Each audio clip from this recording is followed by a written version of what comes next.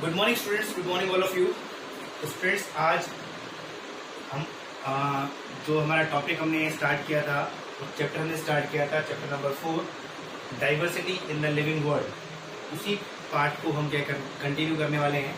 उसके अंदर हमने क्या पढ़ा था? टैक्सोनॉमी के बारे में पढ़ा था, आपको याद होगा।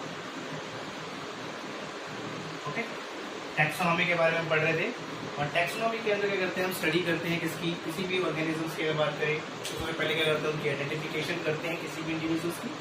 देन क्या करते हैं, हम उसके अंदर नोमेनक्लेचर करते हैं, नेमिंग करते हैं ऑर्गेनिजम्स का। और हम 3 चीज शेड्यूल करते हैं इसके अंदर, जिसमें बताया तो आपको। पहला हमारे पास क्या आता है इसके अंदर, आइडेंटिफिकेशन। दूसरा हम क्या करते हैं, नोमेनक्लेचर। और तीसरा हमारे पास क्या है इसके अंदर, क्लासिफिकेशन। स्टूडेंट्स आप देखो, हम पढ़ क्या रहे हैं, पहले इसको सिंपल वे में समझो। ये चैप्टर जो है इसके अंदर काफी सारे आपको नेम्स आएंगे, ठीक है। साइंटिफिक नेम्स की बात कर रहा हूँ मैं, तो आपको नेम्स फर्स्ट टाइम हमें भी हो सकता है कि आपने कुछ नेम्स आपने सुने हो, और बहुत सारे ऐसे नेम्स आएंगे जो आपने नहीं सुने होंगे, ठीक है। तो उन नेम्स को आपको याद रखना है, कैसे याद रखना है उसके बारे में बात करेंगे आगे। तो एक्चुअली हम पढ़ने क्या जा रहे हैं, हम पढ़ने जा रहे हैं, हमारा चैप्टर का नाम क्या है, diversity in the living world. It means क्या है, इसका मतलब ये है कि जो विभिन्नताएं देखने को मिलती हैं हमारे पास हमारे सराउंडिंग में, प्लांट्स के अंदर, एनिमल्स के अंदर, माइक्रोब्स के अंदर, तो वो विभिन्नताएं जो है हम किस तरीके से इन सारे ऑर्गेनिजम्स की स्टडी कर सकते हैं एक साथ। कैसे इनको हम इनके नाम याद कर सकते हैं, कैसे इनकी पहचान कर सकते हैं, कैसे इनको हम ग्रुप के अंदर रख सकते हैं। तो ये सारी चीजें अगर हमें एक इंडिविजुअल्स को लेकर चले तो हमारे पास क्या है, ये पॉसिबल नहीं है कि हम हर एक इंडिविजुअल को क्या याद करते हुए चले, उसको ध्यान रखे भैया ये ऑर्गेनिज्म ऐसा दिखाई देता है, ऐसा दिखाई देता है। तो इस तरीके से क्या है, थोड़ा सा क्या होता है, डिफिकल्ट टास्क हो जाता है इस तरीके से याद करने की। तो अब क्या किया, जो कुछ महान वैज्ञानिक थे, साइंटिस्ट थे, उन लोगों ने क्या किया, एक सिस्टम तैयार किया। और उस सिस्टम के अंदर क्या किया, सारे ऑर्गेनिजम्स को ट्राई किया उन्हें क्या करने के, सिस्टम के अंदर रखने, ताकि एक स्टेप बाय स्टेप तरीके से और एक रेगुलर तरीके से, एक नॉर्मल तरीके से, साइंटिफिक तरीके से उसको हम अरेंज कर सके डिफरेंट ग्रुप्स के अंदर। एंड देन उन ग्रुप को हम क्या कर सके, स्टडी कर सके, ताकि हम जो भी इंडिविजुअल्स के बारे में पढ़ रहे हैं उसको, चाहे अभी जितने भी ऑर्गेनिजम्स को ग्रुप में रख दिया गया है, वो जो नेक्स्ट आने वाले हैं फ्यूचर के अंदर, उनको भी क्या कर सके, उनके बेसिस पर जो रूल्स एंड रेगुलेशंस बनाए गए हैं उनके बेसिस पर उनकी स्टडी करके हम उन ग्रुप के अंदर अरेंज कर सकें, ताकि इनको इजी है, इनको स्टडी करना क्या हो जाए, इजी हो जाए, इनका नाम रखना इजी हो जाए, इनको क्लासिफाइड करना इजी हो जाए, इनको आइडेंटिफाई करना इजी हो जाए। और अब एक चीज आपके दिमाग में याद आ रही होगी क्वेश्चंस के फॉर्म में, कि भाई ये सारी चीजें करने की जरूरत क्या है, क्यों हमें सारे ऑर्गेनिज्म के बारे में जानना है, क्यों ये सारी चीज की जा रही है, ठीक है। तो स्टूडेंट्स, इन सब हर एक इंडिविजुअल्स का नेचर के लिए अपने क्या एक रोल है। हर एक ऑर्गेनिजम्स जो होता है उसकी अपनी एक स्पेसिफिसिटी होती है, ठीक है। तो उन ऑर्गेनिजम्स के बारे में जानकर हम बहुत सारी इंफॉर्मेशन जो है मिलती है, उसका फिर यूज जो होता है हम क्या करते हैं, ह्यूमन वेलफेयर के लिए करते हैं, ठीक है। जैसे अगर मैं बात करूँ आपसे, मान लीजिए कॉजिंग ऑर्गेनिज्म, हम डिजीज पड़ी थी अभी तक, डिजीज आपको याद होगा, मलेरिया का कॉजिंग एजेंट क्या होता है, प्लाज्मोडियम। अब मान लीजिए आपके पास प्लाज्मोडियम है, अब आपको मान लीजिए पता ही नहीं है कि कौन सा ऑर्गेनिज्म क्या है हमारी बॉडी के अंदर है और वो क्या बीमारी कॉज कर रहा है, कैसे कर रहा है, उसके बारे में आपके पास कोई इन्फॉर्मेशन नहीं है। तो सिंपल सी बात है, जब उसको नाम नहीं पता, आप उसके फीचर्स के बारे में नहीं पता, उसकी स्ट्रक्चरल इन्फॉर्मेशन के बारे में नहीं पता, तो आप उसको बॉडी में से निकालोगे कैसे, उसके अगेंस्ट में ड्रग डिजाइन करोगे कैसे, उसके अगेंस्ट में प्लान कैसे तैयार करोगे उसको खत्म करने का, उसको बॉडी से इरेडिकेट करने। तो ये सारी चीजें के लिए क्या करना पड़ेगा, आप उस ऑर्गेनिज्म के बारे में करना, स्टडी करना पड़ेगा। और हम उसकी स्टडी करेंगे तो सिंपल सी बात है, आपको ऑर्गेनिज्म मिल गया, बॉडी में से निकाल लिया, तो आप उसका एक नाम रखोगे, क्योंकि ऐसे बॉडी के अंदर हजारों लाखों ऑर्गेनिजम्स है। वो सारे ऑर्गेनिजम्स को अगर मान लीजिए हम जानते हैं उसका नाम नहीं होगा तो उसको आइडेंटिफाई कैसे कर पाएंगे।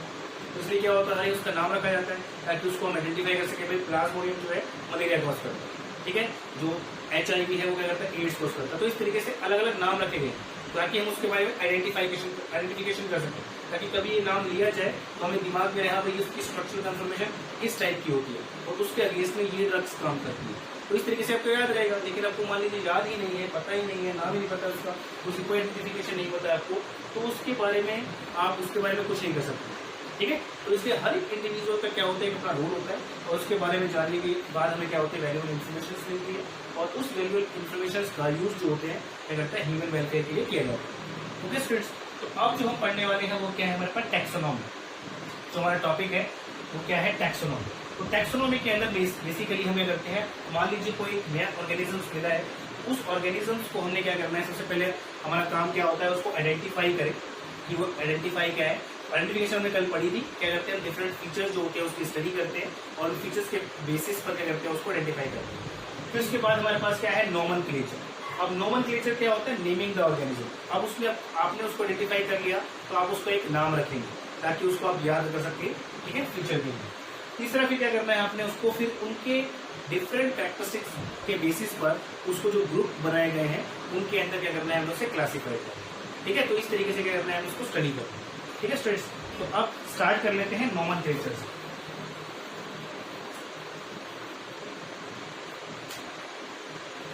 तो नोमेनक्लेचर के अंदर पहले इसके बारे में एक चीज और जान लो स्टूडेंट्स, जो टैक्सोनॉमी है इसमें एक क्वेश्चन आता है फादर ऑफ टैक्सोनॉमी के नाम से।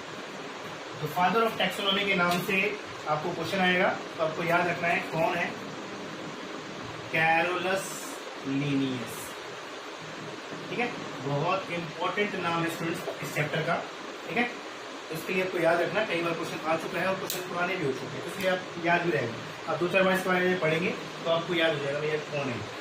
तो याद रखना फादर ऑफ टैक्सोनॉमी के नाम से जाना जाता है कैरोलस लीनियस, ठीक है। तो स्टूडेंट्स अब बात करते हैं किसकी, nomenclature.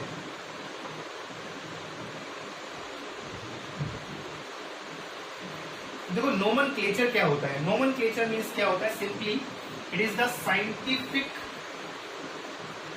Method of naming the organism. It is the scientific method है इसका नेमिंग द ऑर्गेनिज्म। किसी भी ऑर्गेनिजम्स का, लाइक हमारे पास ऑर्गेनिजम्स क्या हो गए, आपके पास हो गए प्लांट्स हो गए, आपके पास एनिमल्स हो गए, आपके पास क्या हो गए माइक्रोब्स हो गए, ठीक है। तो आपको क्या करना है, इनका नाम रखना है साइंटिफिक तरीके से, ठीक है। अब क्वेश्चन ये आता है एक दिमाग में कि भाई नाम क्यों रखा जाता है, नाम के बारे में इतना क्यों हम चर्चा कर रहे हैं कि नाम इतनी इंपॉर्टेंस क्यों है। स्टूडेंट्स आपको पता है कि नाम की वैसे बहुत इंपॉर्टेंस है, पता ही आपको जनरली, जैसे हमारे भी क्या होते हैं, कुछ सबके कुछ क्या होते हैं नाम, ठीक है। ह्यूमन बींग्स का अपना एक नाम होता है, हम सारे ह्यूमन बींग्स जो होते हैं अपने नाम रखते हैं। देखा जाए तो हम सारे क्या ह्यूमन बींग्स ही, लेकिन सबका क्या हम अपने एक दूसरे की पहचान करने के लिए हमने सिर्फ दूसरे के नाम रखे हुए, राम श्याम जो भी हो गया, तो उसके बेसिस पे हम जब उसका नाम होता है तो हम उसको पहचान लेते हैं भाई वो पर्सन है, ठीक है। उसकी एक इमेज जो होती है हमारे माइंड के अंदर आती है और हमें याद रहता है हाँ भाई वो बंदा वो है, ठीक है।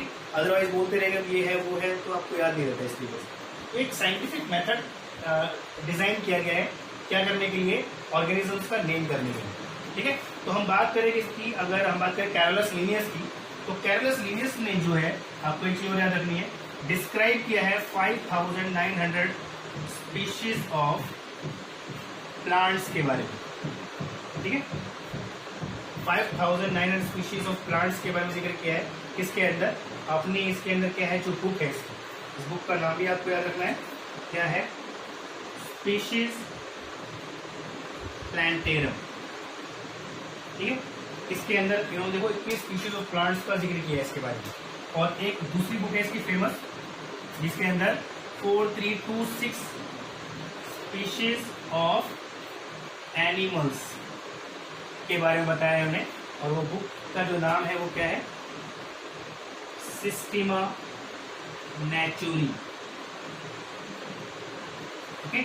ये दो बुक है, इसके ऊपर क्या होते हैं क्वेश्चन आते हैं एमसीक्यू को लेके, तो आपको क्या रखना है, इन दोनों बुक्स का क्या रखना है, नाम याद रखना है।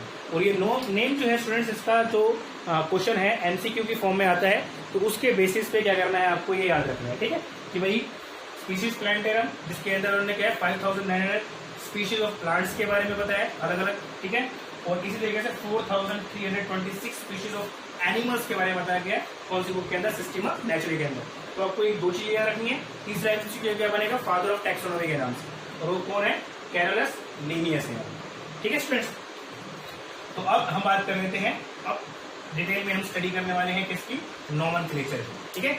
तो नॉर्मल नेचर के अंदर हम किस किस तरीके से नेमिंग करते हैं ऑर्गेनिजम्स की, और कॉमन नेम्स क्या होते हैं, उनके एडवांटेज क्या होती है, डिसएडवांटेज क्या होती है, उसके बाद साइंटिफिक नेम्स क्या होते हैं, उनके रूल्स एंड रेगुलेशंस क्या है, ठीक है, वो सब की हम बात करने वाले हैं। ठीक है स्टूडेंट्स, ये हम डिस्कस करने वाले हैं नेक्स्ट वीडियो के अंदर। अभी के लिए इतना ही, थैंक यू सो मच।